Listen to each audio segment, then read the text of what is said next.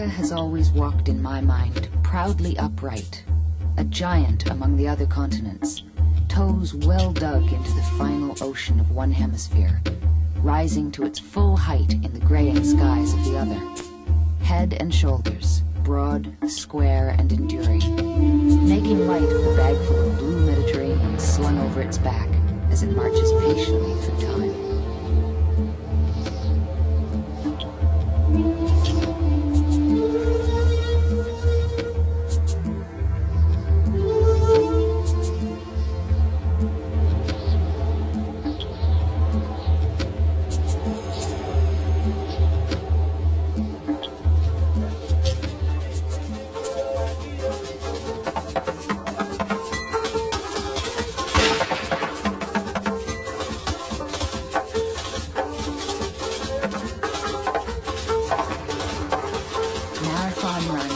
Gambling casinos, fashion shows, all in the name of raising money for Africa. It's a fair exchange. Africa gets the proceeds, and the donors get the satisfaction of making a difference. But do they? And to what degree? And in the end, what do they really know about this diverse patchwork of nations that is Africa?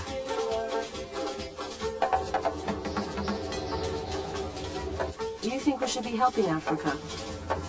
Yes, I do. I think all countries that are fairly affluent should be, yeah. I think that the aid that's being sent to them isn't reaching the people that it's supposed to reach. What do I know about Africa? Hot, desert. Deserts, hot. Wildness. Wildlife. Untamed, undamaged, unharmed. It's very colorful. The people are very proud. The starvation and all that. Nelson Mandela comes to mind, but I have no idea who he is.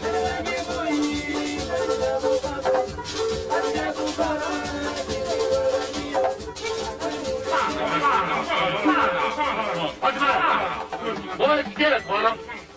Well, you've got your whip. Give him something else to think about.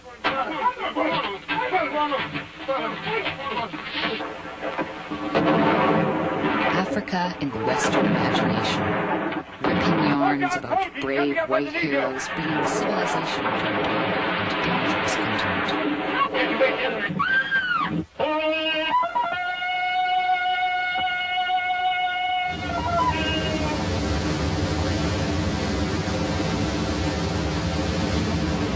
The darker continent gave way to light.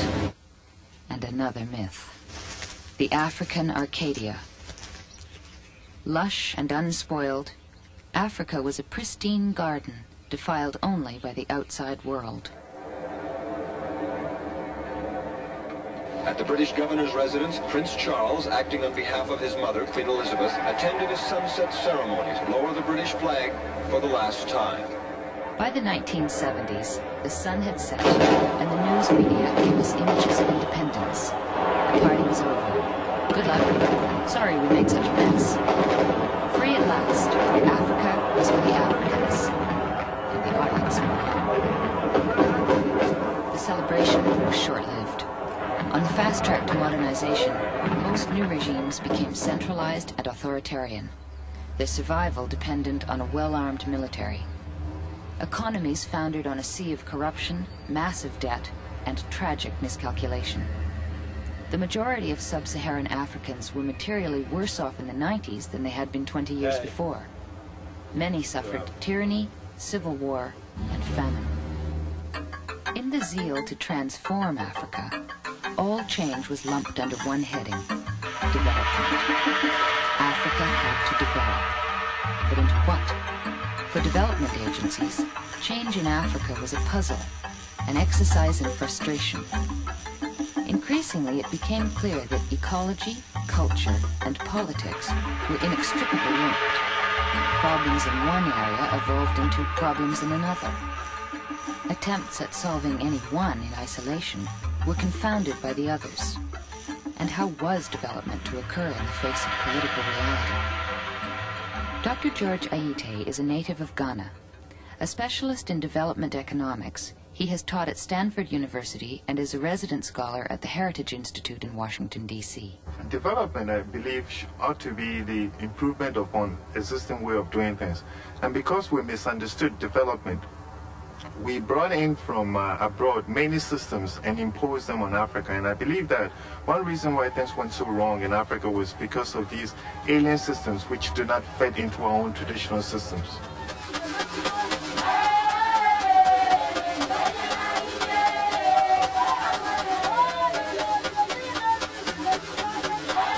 Africa's traditional systems are based here in the countryside. The family, the village, and the tribe are the indivisible particles of tradition. Millions live their entire lives in villages like this one, all over sub-Saharan Africa.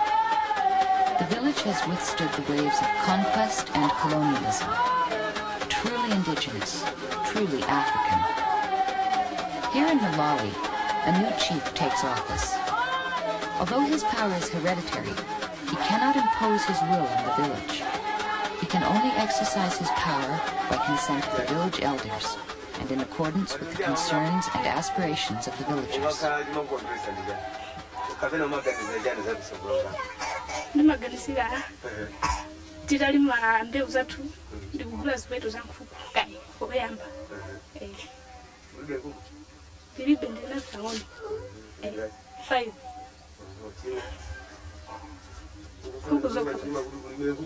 Negasigo yamba. So no tika mapilila sogolomo. Tikulete bulo, libando, mbale, zokwanira, ndowa, mipoto, ndiso mbuzi. Kukula, ima vumba, minda ndili nao, kumachosa panda feteleza, ndi njala ikukula. Kwa feteleza kana kalapo njala tikuyona kuti ikuchepa. Ndita atapika nkugu ya mafuta. Nditsima yoyera, kudya ndikukuta ndikumwa madzi kugona. Pareki sanka Christmas. Ukufuna kuduza kale njani? Mphunzisi. Mphunzisi. Sifuga njani? Umasila nzanga kama mphunzisi. Basi kupati basuza funa. Ai. Sifuga njani? African traditions aren't necessarily the magic cure for development. While the village structure is a cohesive force, tribal loyalties have often proved to be the opposite. The allegiance to a tribe cuts right through African society, often crossing national boundaries and loyalties. The people in this market appear to be a homogeneous group. In fact, they are members of two distinct tribes, the Tutsis and the Hutus. The power struggle between these two groups, who live intermingled in Rwanda and neighboring Burundi, has resulted in an ongoing history of massacres and open warfare. Le conflit ethnique ou tribal est un problème qui se manifeste dans beaucoup de pays africains. L'exemple très récent, c'est ici à côté de nous, au Burundi, où un pays qui a trois ethnies, si on peut dire, les Hutus, les Tutsis et les Tutsis, exactement d'ailleurs comme ici au Rwanda, où il y a une ethnie qui voudrait bien massacrer toute une autre ethnie pour la simple raison qu'ils sont d'ethnies différentes, même s'ils parlent la même langue et qu'ils ont, si on va bien, la même mentalité. Over 60,000 Hutus fled Burundi in terror to become homeless squatters in Rwanda. They are cared for by the International Red Cross and the United Nations High Commissioner for Refugees, the UNHCR. Tribal feelings run so deep that survivors tell of being betrayed to marauding soldiers by their friends and neighbors. Even if these people return to their homes, the emotional scars will take lifetimes to heal. When social structures break down, development is impossible. Western aid can merely treat the symptoms. This refugee family remains anonymous. Donc, premièrement, je commence sur les gens tués sur les collines voisines. On a jusqu'à ma colline, là où j'habite, on a assassiné plus de 600 personnes sur 3 collines. Tous ont été massacrés par des soldats. Dans ma famille, il y en a qui sont assassinés. Mon petit frère a été assassiné par des soldats et brûlé sa maison. Parce qu'il avait été désigné par ses collègues, ses amis Tutsis, soi-disant qu'il est Hutu. Et il était commerçant. Je suis très confiant. Sinon, tous les réfugiés vont rentrer au pays, à tout le moins la plus grande majorité d'entre eux. Ayant entendu l'appel que lançait le gouvernement du Burundi à rejoindre leur terre natale, les réfugiés burundais se trouvant en terre rwandaise ont commencé à rentrer dans le pays de façon volontaire. Pour que les Hutus puissent bien cohabiter dans le Burundi avec les Tutsis, du moins qu'ils donnent la parole aux Hutus, qu'ils aient du moins l'esprit de construire un vrai pays démocratique, dans lequel tout le peuple Hutu ou Tutsi ont parole. What was initially a tribal problem became a refugee problem and is now a political problem. A problem that can only be solved by the people of Burundi. In situations of conflict, development financing is often perceived as being politically motivated.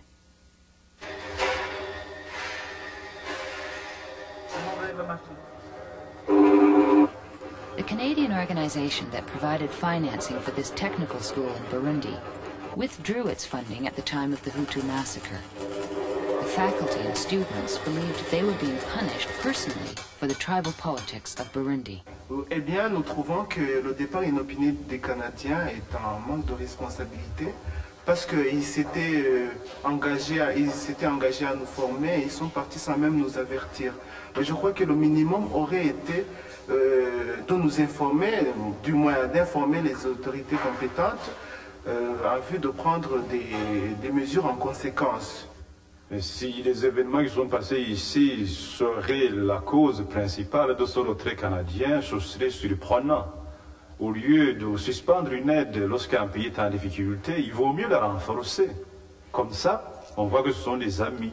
Sinon, ce sont plutôt des gens qui ne nous ont jamais connus. Et ça, c'est très dommage. In this case, the funding was resumed. But the issue remains. Should development financing be withheld to exert pressure on a political situation that stands in the way of development? The impact of war is often felt far from the battle zone.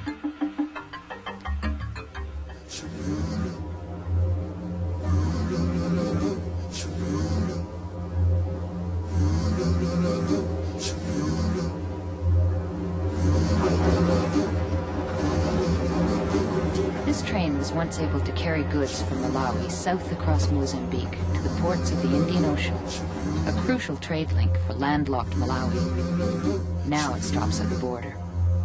Malawi's economic setback was caused by civil war in Mozambique, a war rooted not in tribal conflict, but in ideology.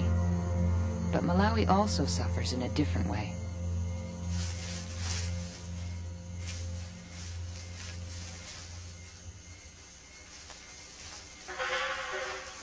A village in Mozambique, totally abandoned except for the occasional army patrol. One day, the terrorized farmers who lived here were caught in the crossfire between the right-wing Renamo and the ruling left-wing Frelimo.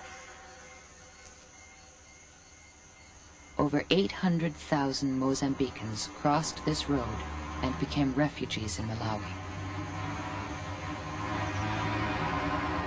This group had just been picked up to be registered by the UNHCR.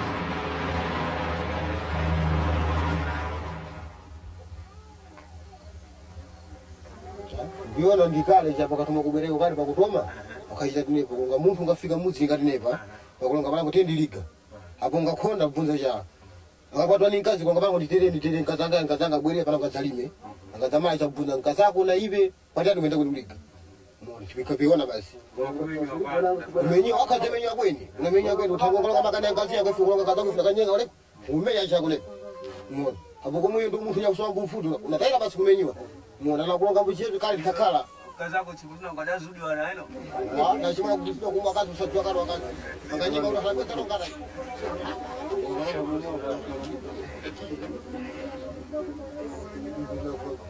Na kuwasilisha sisi tukatoka funa soko ngopena vita yobi tukapita busedu mfando sio dineta sha tungarenamo filimu chafuna vita kwa chafuna wale mbondo hii inalekeni basi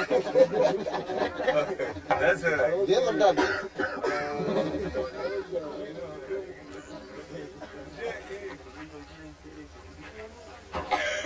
I remember very vividly there was a huge influx of people who'd walked for many days out through Mozambique. They were coming in a terrible condition without any clothes on their backs, without any clothes at all.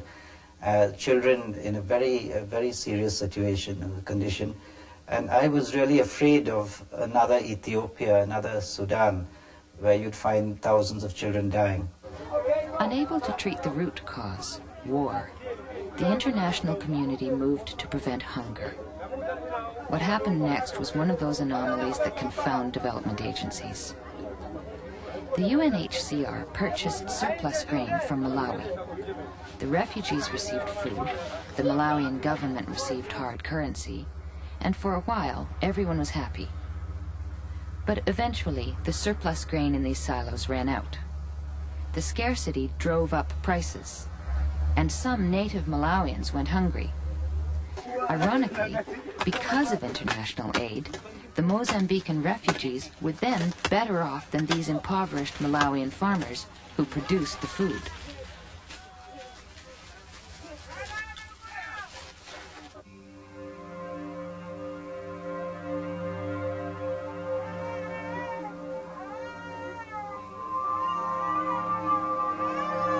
There are over 4 million such refugees in Africa. Haunted by the loss of their birthright, restricted in their movements, profoundly unsettled, their only hope is peace in their homelands. In the meantime, whole generations may be born and die dependent on the charity of strangers.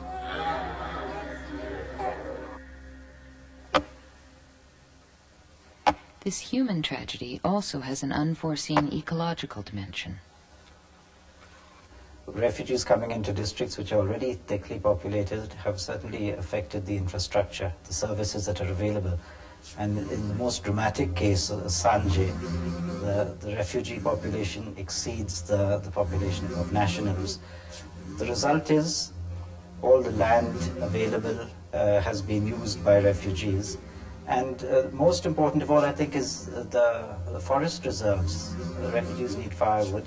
And in the long term, they will have to do something very drastic to improve their forest reserves.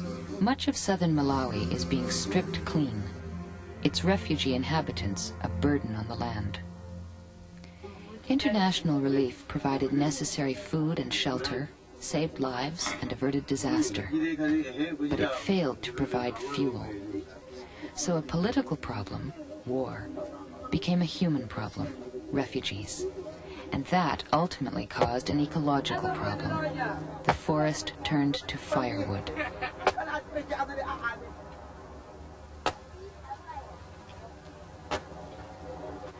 This environmental problem is really an energy crisis that for Africa is every bit as serious as an oil shock to the West.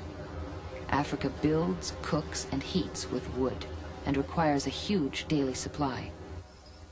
In Burundi, not war, but the sheer pressure of human population has stripped these hillsides in the last decade. Bon, la problématique forestière au Burundi, si on peut dire, dans le futur, si on ne continue pas à reboiser, on risque la catastrophe. Rosaire Simard is a Canadian forester working in Burundi. Notre projet a essayé de trouver des solutions. La première solution, c'est qu'il faut travailler au niveau de la base. La base, c'est-à-dire qu'il faut travailler avec les bénéficiaires. Les gens qui restent tout le tour des collines qui sont déboisées. On ne peut pas, nous les conseillers, imposer un reboisement. Il faut, un, que les bénéficiaires en soient conscients.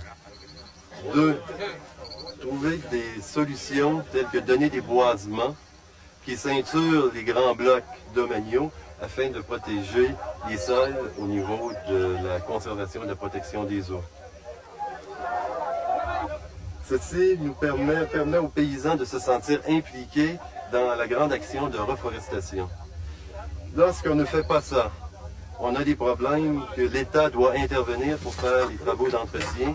Et comme on est dans un pays en voie de développement où les ressources financières sont faibles, il y a de forts risques que l'argent ne soit pas arrivé au bon moment et l'ensemble de ces blocs-là vont disparaître d'ici 5 à 10 ans.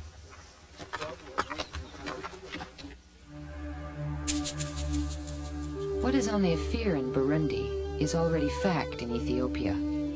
War and ecological collapse have resulted in a string of crop failures culminating in brutal famine. And it could happen again. You know, Ethiopia is a country with old civilization. This is a country where agriculture was practiced for thousands and thousands of years. So we're talking about a long tradition of agriculture, where the ecology simply has failed. I think measures are now being taken to try to ease the population out of these highly denuded areas. And I think this will go a little way in trying to arrest the problem of famine in Ethiopia. The Ethiopian government is applying a political solution to its environmental problems by using armed force. Peasants were driven from their homes by soldiers, ordered onto buses, and transported over 1,000 kilometers to the south. In making the tough choice between recurring hunger and forced resettlement, Western development agencies can become accessories to this kind of political coercion.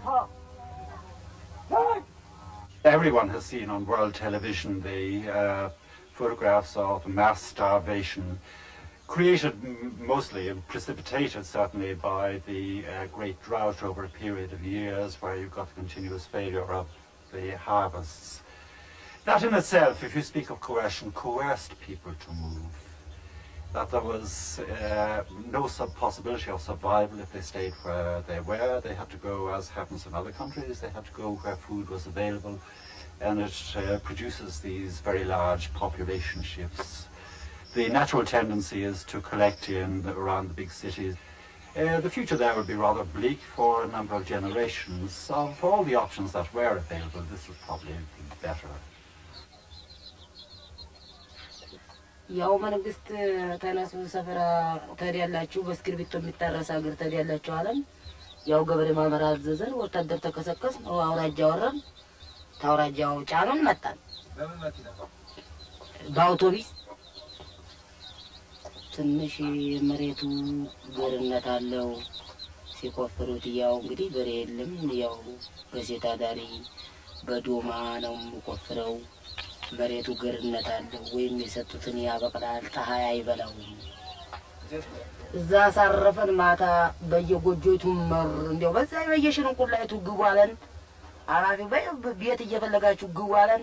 እስበሳችን 5-6 እየሆነ አንድ ጎጆ እየተቀለሰችው እየተነባበርን ያችን ሳር እየለኮስን እንደገና ሙናሙና ጎጆ እየመሰረትን እንደገና ሙናሙና ጎጆ ካምና ወዲህ እንዲህ ነው ይሄንንም መሰራት የደረስነው። ብዙ እየተላቀስ ብዙዎቻችን ችግር እየፈጀን ነው። ዋጋ የለንም።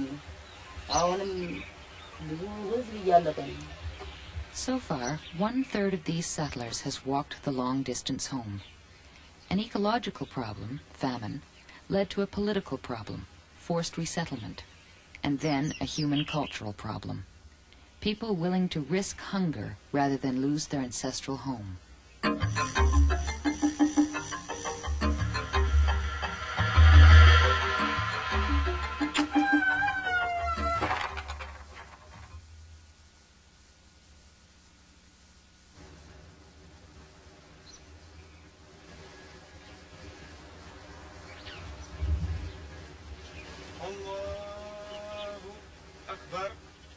أشهد أن لا إله إلا الله أشهد أن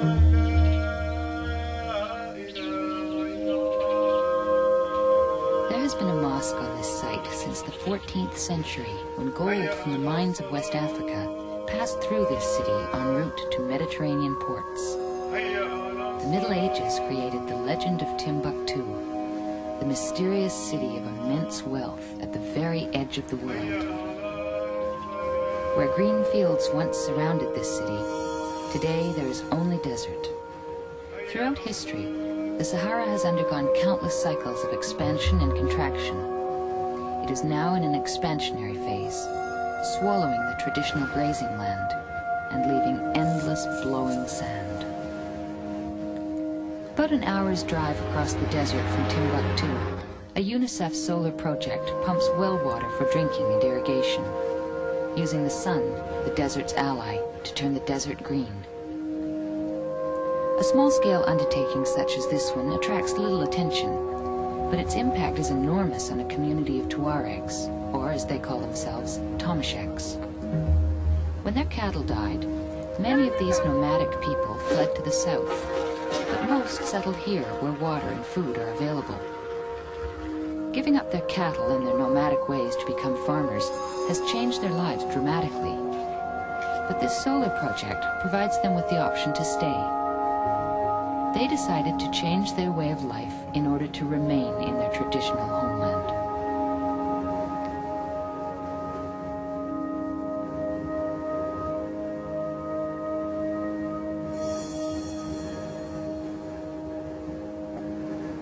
La population ne regrette pas tellement la vie qui est, bon, cette vie ancienne de l'élevage, cette vie, bon, si vous voulez, de liberté, bon, mais ce qu'ils regrettent, c'est de n'avoir pas transformé leurs biens, leurs avoirs, leurs richesses sur les animaux en d'autres richesses qui puissent quand même sauvegarder ces années-là, qui puissent sauver les gens pendant ces années.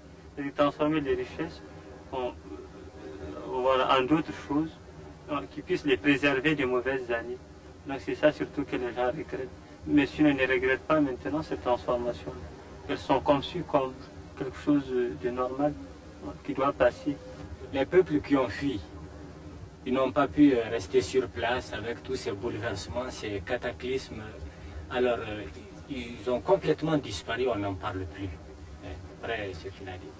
Alors là, donc, nous trouvons que pour rester tel Tamashek et sauvegarder notre culture et en tout cas sauvegarder aussi notre ethnie également, alors là nous sommes obligés de rester sur place, ne pas fuir, et lutter.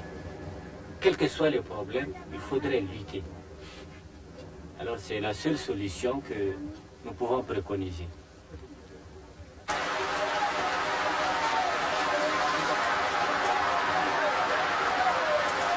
Desertification isn't always caused by the quantity of rainfall, but how and when it occurs. At certain times of the year, heavy rains may provide more than enough water. Such rainy seasons give way to seasons of drought, leaving dry riverbeds where only weeks before there were raging torrents.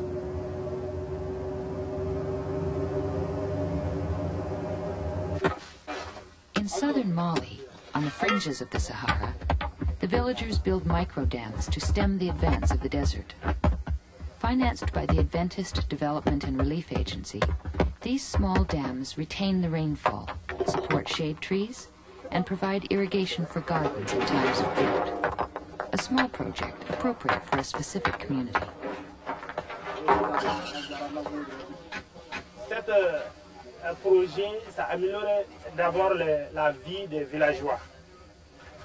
Et puis encore, ça nous aide pour le problème d'eau, surtout dans les puits, et pour faire aussi des jardinages dans le village. Parce qu'à cause de la sécheresse, tout le monde sait qu'on a abandonné de faire les jardins. Si on construit un mille de barrages, ça change le climat. A 1,000 dams may not generate enough vegetation to change the climate, but they would maintain the rural way of life of these Malians. Cultural preservation does not mean cultural inertia. In Zaire, a small-scale development project has an unexpected impact. An entrepreneur transforms previously discarded wood into charcoal, a more efficient fuel that costs less to transport. The Canadian government supplied the know-how and loaned most of the money. It assisted the owner in a transformation of another kind. The entrepreneur is a woman. Je travaille avec 30 hommes, c'est pas facile, mais j'essaye de faire comprendre d'abord l'importance du travail. Et je crois qu'on y arrivera. Combien d'argent vous avez investi? Bon, disons qu'on a investi à peu près 15 millions, dont 13 millions venaient de la coopération canadienne. Les 2 millions, c'est dans mes coins.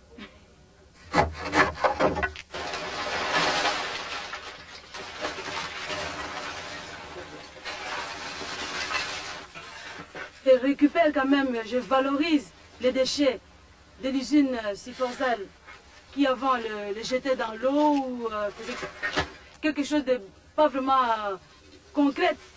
Bon, maintenant, je révaluse ces déchets-là et je les transforme en charbon de bois qui est quand même important.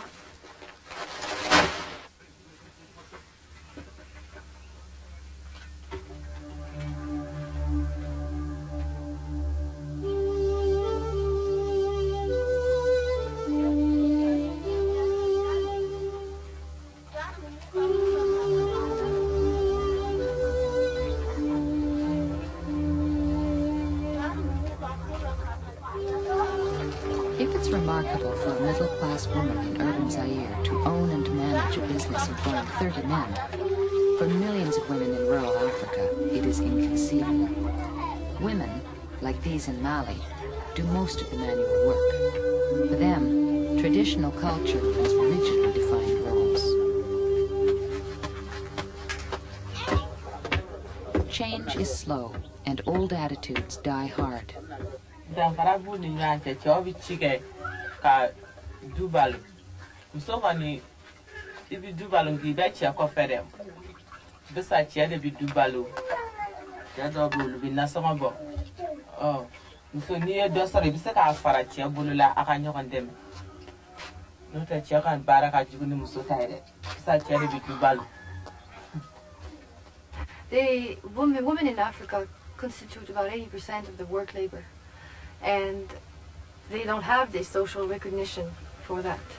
It's just starting to awaken among African women, and we think that by helping them to improve their own conditions, this will have a direct impact on children, families at large, and the whole communities. Malian teachers instruct these village women on the benefits of good nutrition, child care, and a sense of their own self-worth in a male-dominated community, thereby altering the social status of the women. The very success of the program creates a cultural paradox. I don't think we should interfere in cultural aspects of development. I think there are very deep and important richness in African societies. And for one thing, we come here and we enjoy certain things that we don't have at home, or we have lost. And if you change certain patterns of life and certain ways of doing things, you disrupt a tradition and you disrupt values and you disrupt the mentality.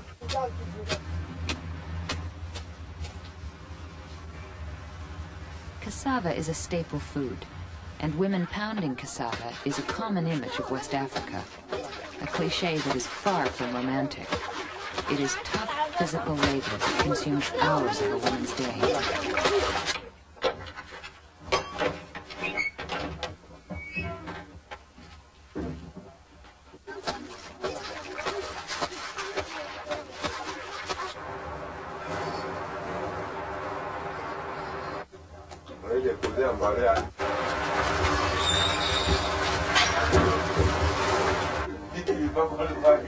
In the Ivory Coast, women can buy cassava that has never been pounded by human hands.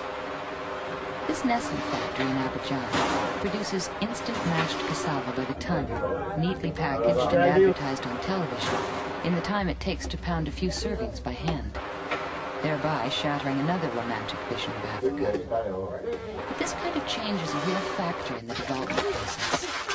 Are we witnessing a multinational corporation destroying the traditional fabric of African culture, or a labor-saving miracle liberating African women from drudgery? Probably neither.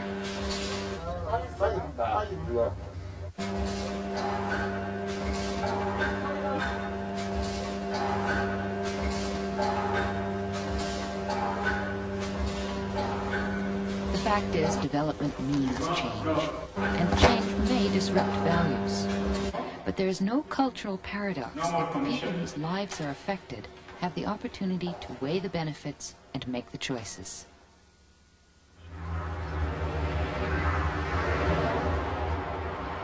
For African leaders after independence, development meant change of a different kind. Directing resources to the cities, building office towers, hotels, airports, and urban road systems. See, we, the elites, they don't want to have anything to do with agriculture because agriculture reminded us of our old past colonial status. We wanted to industrialize because to us, industrialization was synonymous with development. And somehow we passed this idea on to the young generation that if they wanted to succeed, they had to be in the urban areas, and that's where they ride about in the Mercedes-Benzes and sit in air-conditioned offices and so forth.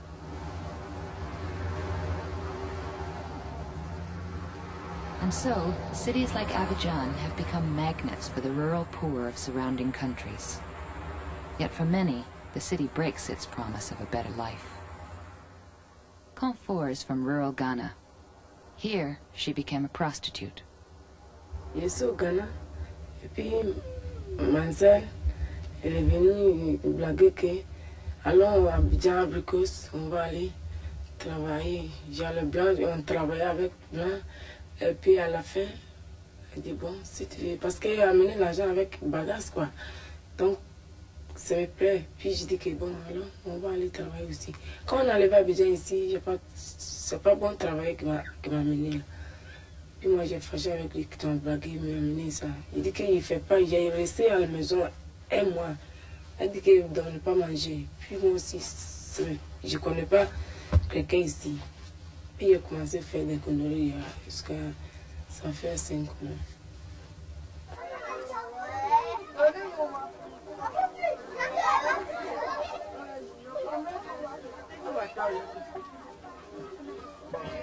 Great population shifts breed sprawling urban slums, such as this one in Zaire. Squatters settle and build shacks, and a new city emerges with no facilities. No running water, no electricity, no drainage system.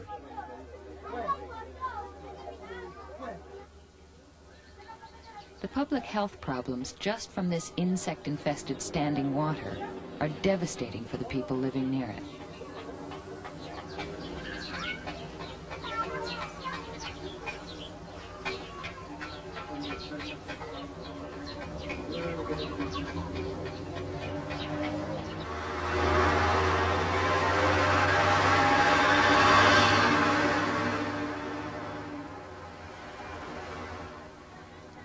The construction of a drainage system, a development project that will drain the water into nearby Lake Kivu through a long covered channel containing rudimentary pollution control devices. Oxfam Canada provided the funds, the local people provide the labor. The economic and social problems of this slum, like war and ecological collapse, are too daunting to deal with. There are no near-term solutions that do not entail large-scale social disruption. However, identifiable problems can still be addressed.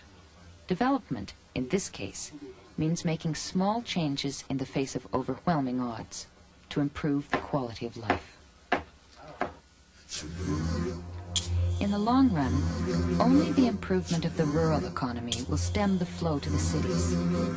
In the past, the economics of colonialism dictated that this plantation in Malawi grow coffee for export into a protected British market. But in today's unstable world markets, poor prices for 1 or 2 cash crops can wipe out anticipated gains. and plunge a small nation into crushing debt.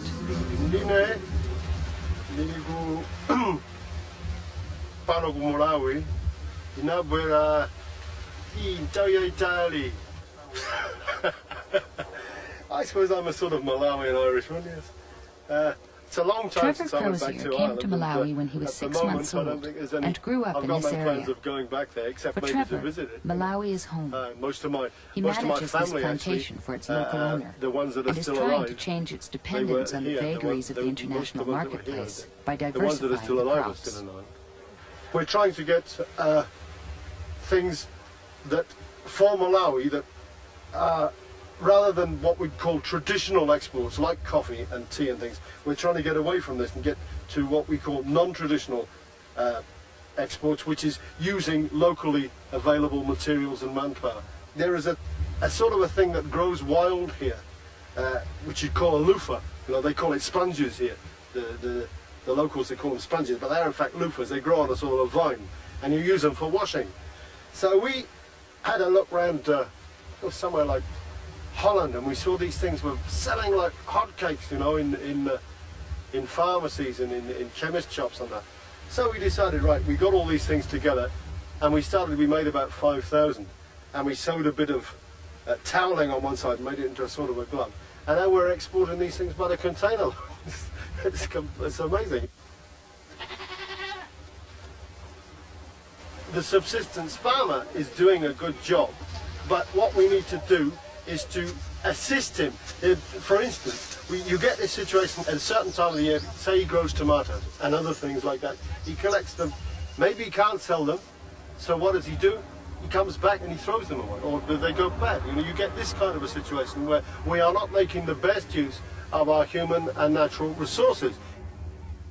If after independence we had done nothing at all in Africa, but instead we had built markets and linked these markets with roads, Africa today would not be starving.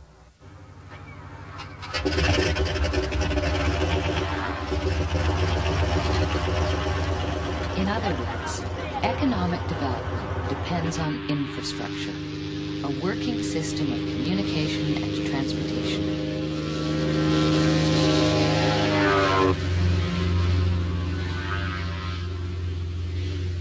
Transportation is really important to the development of Africa because of the fact that without transportation, the economy grinds to a halt. And we found that here in this corner of Zaire, that the transportation has become more and more difficult in the last 5 years. For example, we have a mission station just 11 minutes flight away. There used to be a 3-hour drive on the road. Now you can't get to that station by road anymore. So this is negative development as far as the roads are concerned. We would like to see the roads improved because then the people in this part of Zaire could send their produce out so that they could have a higher standard of living. The main highway into eastern Zaire, carrying necessary goods from the Indian Ocean ports through Kenya and Uganda and into the center of Africa. Each year this section of road gets worse. Long lines of truckers must wait days to navigate the holes one at a time. Often, gears are stripped and a driver is forced to wait for a truck going the other way to relay a message for spare parts, which then go out with another driver and arrive weeks later.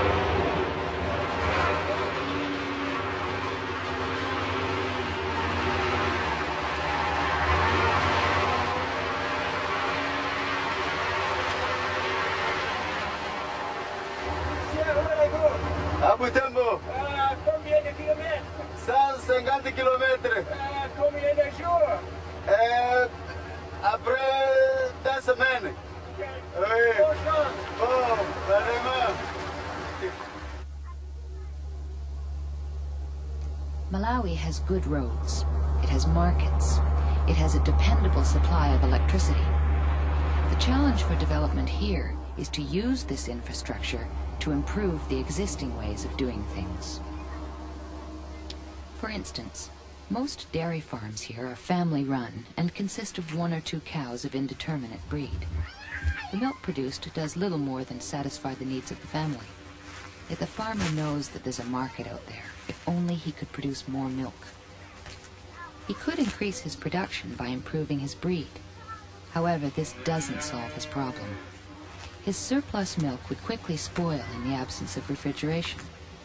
And even if he finds a way to refrigerate it, how would he get it to market? The solution involved 3 stages. First, a Canadian dairy herd was donated by the Canadian International Development Agency, CIDA, and operated on a break-even basis. Individual cows are sold to Malawian farmers, backed by a CIDA loan. These cows usually mix with the local cattle to produce a higher-yielding, hardy local breed. Ng'ombe ndili nazo ndi mahafu ga siti. Ndiye ndima kama nkaga, ndima pesa nkaga, mwina 10 liters, mwina 14 liters. Sono ndima laga ng'ombe zoko Canada zira khandine kaya ngapeza motani.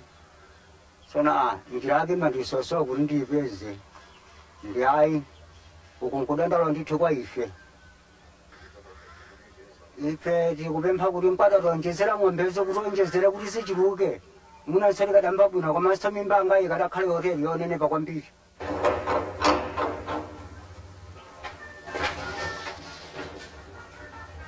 Second, cooling plants were built in accessible locations.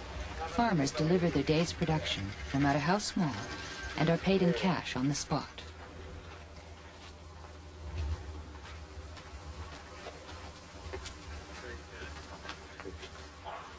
Third, the milk is collected from the cooling plants and delivered to a modern dairy built by the government of Denmark, where it is pasteurized and shipped to urban markets the same day. So the combination of eugenics, electrical power, refrigeration, good roads, modern technology, capital, and credit. In short, a totally integrated development approach was needed to enable a few farmers to improve their production. It has changed life in the sense that with the improved breeds of animals, the local farmer has had milk intake increased, and thereby, his pay packet has naturally gone up because he's getting more money from the milk. Development agencies can make a difference, not by trying to remedy all of Africa's ills, but by simultaneously tackling a variety of related problems at a grassroots level to improve the lives of a handful of human beings. In Ethiopia, the problem is profound, recurring famine, but the approach is the same. The development organization, Canadian Physicians for Aid and Relief, CPAR, believes that good health requires more than medical treatment.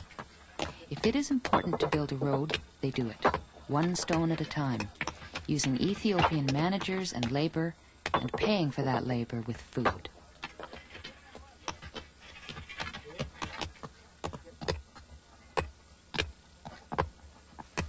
What we did was we give them a section of a road, say 8 meters, they were getting 50 kilos of grain. So 8 meters, they dig, they put the rock and then the coarse aggregate and then the sand.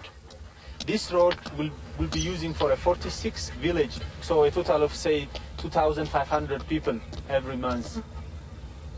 When CPAR originally came here, our emphasis was mainly in the health field, medical relief. It quickly became apparent, however, that in Ethiopia, statistics point out that about 75% of preventable disease in this country is caused by poor sanitation and malnutrition. So if you're really trying to do an effective health program, if you don't address the agriculture and sanitation water supply components, you're really missing the boat. Ultimately, in terms of the continent, only Africans can change Africa. That means having the freedom to make political choices. One thing which a lot of development experts forget is that development does not take place in a vacuum.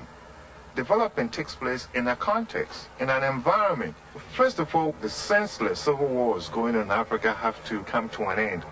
You cannot have peasant farmers producing food when they are fleeing oppression. Second, we need intellectual freedom, political freedom, and we also need economic freedom. Now, these types of freedoms existed in various degrees in our own indigenous African culture. The overwhelming majority of sub-Saharan Africans have no vote on the national level, no protection from political harassment, no recourse to a free press, and virtually no mechanism for political change short of coup d'etat. But like Mahatma Gandhi's homespun movement, the African village provides the hope for the continent. In the traditional system, to make any important decision affecting the whole community, the chief and the elders will meet under a tree and debate issues until they reach unanimity. It was not the chief who imposed his decision on the council. We had participatory democracy. The tree, symbolically, was our forum. After independence, what we, the elites, ought to have done in Africa was to have built a national tree where anybody could participate in the decision-making process, but we did not. And this particular forum is lacking in many African countries today. We still have chiefs, and the remnants are still there, and I believe that was to build upon these so that the African people themselves can determine what is good for them.